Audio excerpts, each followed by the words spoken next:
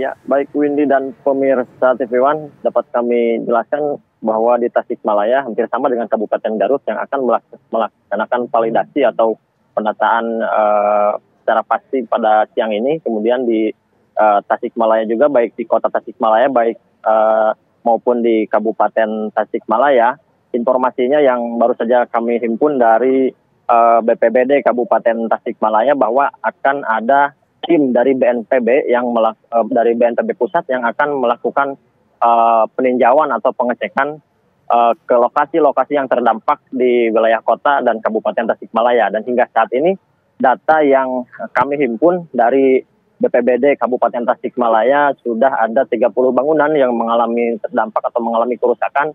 Dan dari 30 bangunan itu terdiri dari rumah, kemudian fasilitas umum hingga rumah ibadah. Dan ini dari fasilitas umum sendiri yang terdampak paling parah terjadi pada gedung pramuka Kabupaten Tasikmalaya yang mengalami ambruk di bagian atap dan plafonnya hingga kacanya pecah.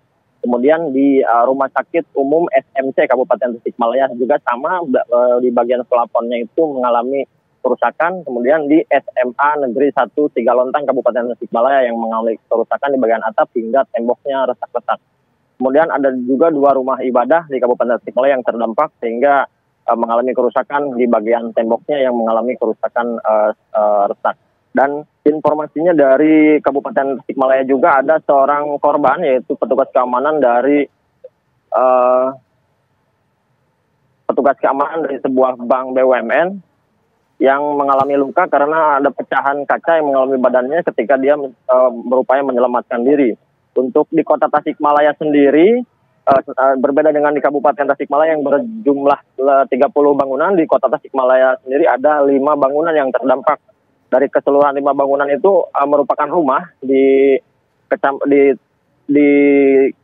Kecamatan Ciberem ada berjumlah 3 rumah, kemudian di Kecamatan Taman Sari ada 1 rumah, dan di Kecamatan Indihiyang ada 1 rumah.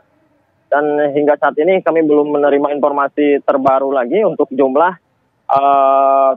Namun informasi yang kami dapatkan, tim BNPB dari pusat akan melakukan peninjauan ulang atau peninjauan ke lokasi-lokasi yang terdampak bersama BPBD Kabupaten Tasikmalaya dan BPBD Kota Tasikmalaya. Demikian yang dapat saya informasikan sementara. Kembali ke studio.